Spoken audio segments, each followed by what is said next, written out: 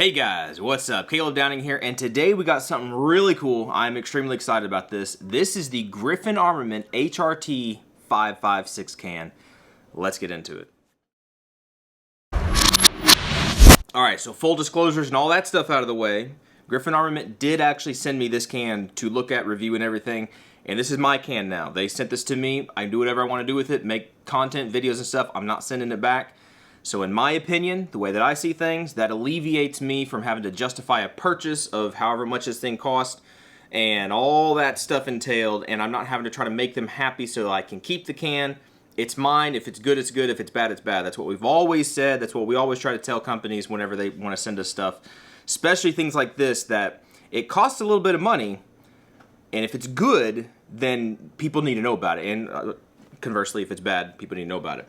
Spoiler alert. This is an awesome can. So before we really get into anything else, that was our disclosures and everything, let's go over some specs, because as you guys know, I'm not a huge specs guy, but it is important for some people, and some of the stuff is important. So I'm going to throw some stuff up on screen, and then we'll go over some of the specs and stuff that this guy has to offer. First off, diameter, 1.5 inches. It's pretty traditional. Overall length, 5.9 inches. Your weight is 14.4 ounces.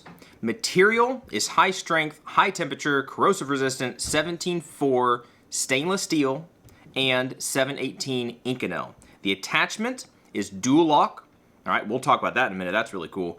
Your ratings, according to them, on an 11.5 inch firearm is 135.6 decibels, and on a 16 inch, you have 134 decibels. Finish is high temperature Cerakote. It is full auto rated. Some of the specific features for this can, let's get into that. It has a wear-free mounting system that requires no consumable parts. Again, we're going to hit that in a minute. This is pretty cool. Has a taper lock interface, ensures security and accuracy. Acme threads provide speed of attachment. We kind of already said it before, but the suppressor body is H900 heat-treated and Cerakoted. This unit is available in black or FDE, and this does have their perpetual lifetime warranty attached to it. This system does utilize a traditional tube design with internal flash hiding characteristics, so it has their patented EcoFlow baffle system that does help reduce some of the blowback. The HRT 5.56 has an MSRP of $995 and has no barrel length restrictions. Alright, so that's some of our specs and information that you can look up that information if you want to on their website, griffinarmament.com. You can look that stuff up if you want to get more detailed information, because there's some more stuff there that I didn't talk about, but if you're a details guy, you can go over there and look at it. So, let's talk about the niche. What is this can marketed for as far as I'm aware of, right? Where do I find this can being utilized? This is a dedicated 5.56 can. Okay, so this is not a multi-caliber rated thing for, 300 blackout and 9mm and all this stuff. This is not one of those cans. This is a specific niche for your 5.56 guns, whether that be a 5.56 bolt gun. I'm sure it'd do great on that. I think they have some specific ones for bolt guns, I think. But particularly the AR-15 platform, right? Or I guess you could put it on a 5.45 by 39 if you wanted to do that. But 5.56 caliber, 223, 22 caliber, however you want to say it. That's where this guy shines. This guy is not a huge can. Like we said, I think his overall length, what was his overall length? Yeah, his overall length is just under 6 inches. Okay, and that's the whole thing. That's the whole dang thing. Do I have my, that's the whole dang thing. Let me actually verify that. I mean, yeah, you can see it, depending on where you measure that, the flash hider on the top. That's 6 inches. That's real 6 inches. Haha, jokes. But for real, it's not a huge can. And the quality of sound and flash reduction that you get out of this, some of you guys are real flash reduction nerds. Like, you really are. You really want to know that. And this guy does a fantastic job compared to a lot of other cans. And we're going to do some comparisons, especially now as the sun starts going down a little bit earlier. We don't have to wait till midnight before the sun goes down. We're going to get out and actually show some flash suppression later on. Not in this video as well. There will be some. But this guy specifically is designed for that. My understanding, they have two different versions. They have the HRT. They have another version of this can that is very similar.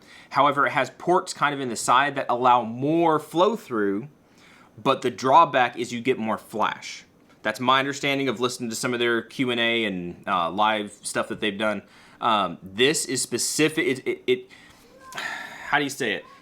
There is no one can that does like the whole everything. It just doesn't work. science hadn't caught up to that, right? So companies will tune their cans for specific purposes and specific things. This guy, in my understanding, is more tuned for specific flash reduction, noise reduction, and trying to keep down that backblast, right? That back pressure. The more you have your flash reduction like on point, the more backblast you're gonna get. So if you are more concerned about that back pressure coming back at you, then get some of their other cans that have those ports cut in the front that allow more of that venting out the front.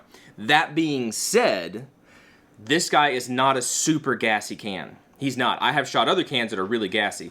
This is not one of those cans. This can does a very good job at allowing those gases to move forward through the can and not back into your system. There is some, I'm not gonna say that this is like zero back pressure, there is some, but they have other specific cans for that, all right? I just wanna clarify that. It sounds like I'm beating a dead horse, but I wanna clarify that because some people are gonna see this and they're gonna harp on that and overlook the fact that this is designed and marketed and pushed towards the people that really prioritize the noise reduction and the flash reduction. That's where this guy really shines. All right, secondly, I don't even know if we had a first point there, but secondly, we're gonna talk about the Dual-Lok mount that they have.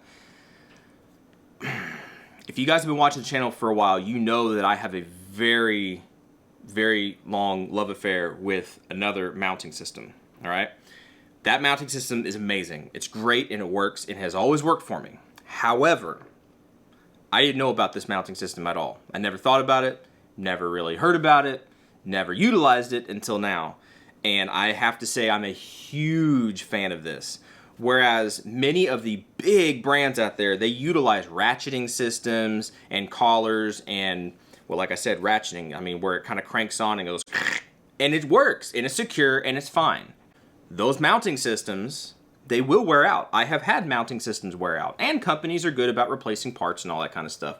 With this Dual-Lok system, it doesn't really have consumable parts. There's no ratcheting. But you still get an extremely secure mount. How do they do that? Okay, so let's talk about this real quick. This system is built on here, kind of like how Dead Air has their Sandman series. I'm kind of seeing this like Griffin Armament's, it should be their flagship as far as like their mounting system because it's so good. You basically have this larger spring, right, that holds tension on this locking collar. All right, this locking collar you push up and you rotate it to where you see these big silver spots, well, the silver spot. It goes right in the middle of these little flanges that stick out, right? It goes right in the middle. On either side of these, there is, I mean, it kind of locks up on this is the unlock position. On either side, you can put this to either side, and that is where you get your second lock. Your first lock is down inside here, and that's a taper lock. So if you were, let me show you, if you were to just straight up mount this guy like a taper, right? Use those coarse threads, it's a couple threads, that's secure enough. That's a taper thread, right? That's a taper lock. To where a lot of companies are going with taper locks and that's it, right? I mean, I could start naming them off for you, but you know what I'm talking about. There are many, many companies that just utilize a taper lock and that's sufficient for them. And really, that's fine. As long as you get it cinched down on there, I have not had this guy come off at all. If you want like 1,000% security of knowing this can is not going to come off, and I wouldn't recommend just running it like this, because why would you do that when you can actually lock it into place? And that's where this locking collar comes in, where you basically, it's in the unlocked position now, you pull up on the locking collar and you move it to one side, or you move it to the other side, and depending on which one it is, see how it locked down like that? It gives you, I think it's 120 notches between either side, which side you go on. That's 120 notches that you can lock into. And it doesn't ratchet, right? So when it's locked in, and it's not coming off, right? It'd be, I mean, the gun, the mount itself would unthread from the gun before the mount would unsecure somehow from the suppressor itself. So if you have your mount secured properly, you're gonna be good to go. To take this guy off, you basically unlock your collar, you set it up in the little notch in the middle, and then you go and you unscrew the can. One thing I will say is if you don't trust the system, and I kind of did this at first, if you don't trust the system and you put this guy on and you really like cinch down on it, then it's going to be on there. It's going to be on, especially after you shoot it. It's going to be on there really tight, and it might be kind of hard to get off. If you run into that problem, and you end up unscrewing the mount, which I did because I didn't secure the mount on properly. I was just throwing it on different stuff. The back of the mounts, they utilize this little cutout here to where you can take this guy and you can utilize different tools to fit into those little notches, and you can unscrew and you can break it loose. I had to do that because I was kind of being stupid, and I way over tightened this guy. You don't need to do that. And some people's knee-jerk reaction is going to be that's a con. I'm going to say it's not a con, because to lock this guy on, it doesn't require gorilla strength, right? And you don't have to, you no longer require your physical prowess, however it is, to lock this guy on. Like, I got to really ratchet it on. No, you don't. You don't have to do that. As long as your mount is secure on your firearm, you lock it on nice and snug, and then you find whichever one of these is going to lock on. And if you are right in between a notch and it won't lock on either side, just give it a little bit more of a turn, and it should, there, find its spot and go down in there. It's really that simple. It's very simple. It's very straightforward. Again, I really kind of wish that I had known about this. See, I tightened it a little bit tight. There you go. I really wish that I had known about this before I had a bunch of other mounts, because in all honesty, this is a mount that there's nothing really to wear out. The only thing I can possibly see that will wear out is this spring, but you would basically have to melt the can before your spring gets heat treated, messed up, and it's not going to work anymore. And even then, you still have a taper lock. So part of with that taper lock is they do recommend, and I have found that it does help, put a little bit of oil or anti-seize on the threads and on the taper, and you won't have problems. Even like I kind of almost did there, tightening it on too tight, you're not going to have problems tightening it or getting it back off. If you use a little bit of oil or a little bit of anti-seize, it'll go a long, long way. They even say that on some of their videos and stuff. So that's enough of the specs and rambling about their mount. I can't ramble about the mount enough. It's an awesome mount. I have to say that. It's an awesome mount.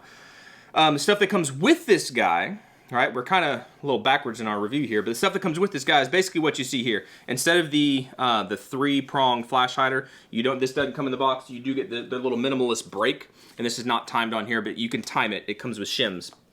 But you do get this little brake right here. Functions perfectly fine. You get the suppressor itself, obviously. You get some stickers, you get some warranty cards. You also get this little instruction card, which probably explains that mounting process 100 times better than I just did, but it explains everything that you need to know there. They give you a warning card about aligning your suppressor. Make sure it's aligned. If you're using a factory threaded barrel and you're attaching your mounts without crush washers, don't be stupid and use crush washers, you're attaching these things properly, you really shouldn't have a problem unless something from a factory was off spec. And I have had that happen with different manufacturers. I've had that happen. So it is wise to invest in some different alignment rods. You get a couple of them in the different calibers that you have, and these will go a long way as long as you keep them safe and don't bend them. Once they're bent, they're trash. Use it for something else. But keep these guys straight and secure, and those serve you. It doesn't matter what suppressor you have as long as it's the right caliber. But yeah, comes with those things. You get this little sock thing, so you really wouldn't use this otherwise. I mean, you wouldn't put a hot suppressor in here. You're gonna melt the bag. It's not Nomex or anything. But that's a cool little bag, and you also get your instruction manual. Make sure you read your instruction manual. I'm not going to sit here and read it for you, but make sure you read that stuff so you know the information that you need to know about the can if it has specific stuff. Really, this guy doesn't have a whole lot of specific things. It's a non-user serviceable. You don't take it apart. You shoot it, and it works. Talking about shooting it, let's get to the range. Let's shoot this thing, and we'll give our thoughts on it at the end.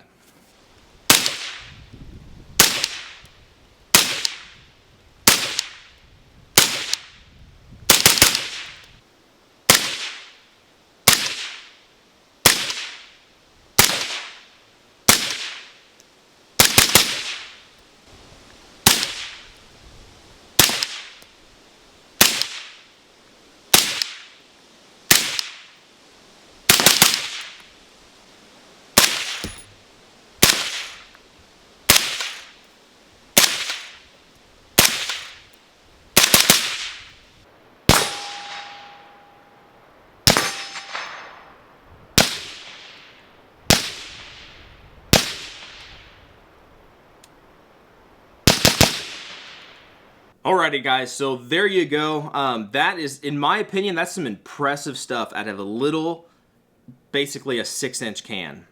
This is a can that, I mean, for a 5.56 caliber, 223, 22, whatever. Not 22 long rifle, 22 caliber. This guy does an amazing job. Talking about flash, that's why I kind of hammered flash a little heavy at the beginning, because that's one of the key things that this guy is intended to reduce, is that flash reduction. I shot it at distance. I shot it, you should have been able to see it a little bit up close. After you build up some pressure and things, some oxygen gets back in the can, you do get a little orange, yellow glow pop just inside the can.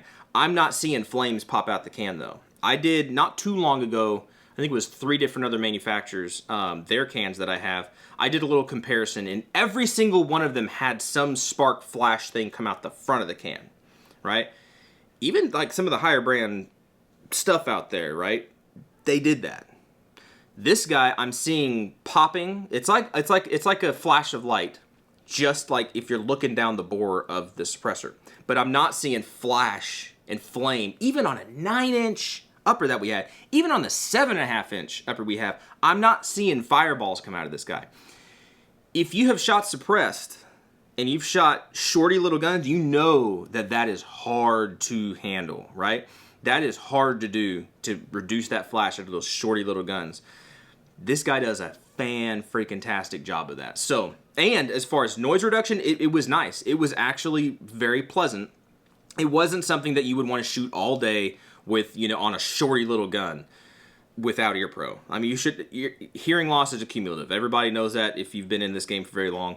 It's accumulative. You should still wear ear pro. You really still should. But if you needed to pop some rounds off, especially like hunting or whatever, or honestly, if you were in the law enforcement game and you're looking for like a hard use can to not have to worry about stuff, not super heavy. It's kind of chunky. It's right less than a pound, but not super long. You're not adding a whole lot of terrible length to it. To reduce that flash for those situations where you do not need to combust stuff around you, man, this guy shines. This guy shines in that area. And he's just, yeah, I can't talk good enough about it. And I'm sure you guys are just thinking, I don't know, maybe some people are thinking I'm shilling for him. But I'm really not trying to. I'm really trying to tell you guys, this is an awesome can, and the mount itself is something to really look into. It's something to really consider and really look into. So anyway, guys, that's my thoughts on this guy. Very good noise reduction in my opinion. Excellent, superb flash reduction. And the mounting system, I mean, it probably is bar none the best that I've used. I'm just having a hard time solidifying that in my mind, that I'm already attached to a bunch of different other mounts. And now I wish I had this one on all my guns. I'm battling with that in my internal strife right now. But it is an excellent mount. Anyway, that's it. I'm gonna quit drooling over this can and get back to using it and everything. If you guys have any questions, comments, concerns, complaints about this can, or if you've been looking at this can, seriously look at it a little bit harder, or just get out and get one, because it's an excellent can. It's excellent for what it is intended and designed to be used for. It's an excellent, excellent can. All right, that's it. You guys be good, you be safe. I appreciate you guys watching, subscribing, and everything. We do have merch and stuff. If you want to go check that stuff out below, we got Patreon. Those guys see all this stuff before you do. They knew of this stuff coming up. They know of some of the other projects and things we got going on, but that's Patreon. They pay for that, and they get what they pay for, I hope. They get extra content and everything. But if you want to support us in those areas, go support us over there. We also have Instagram. We do a little bit of Facebook, not much, but we do some other platforms. All that stuff's down below if you want to check those out, as well as discount codes for different things. That's it. Again, you guys be good, to be safe. Appreciate you guys, and hopefully we'll catch you in the next video. See ya.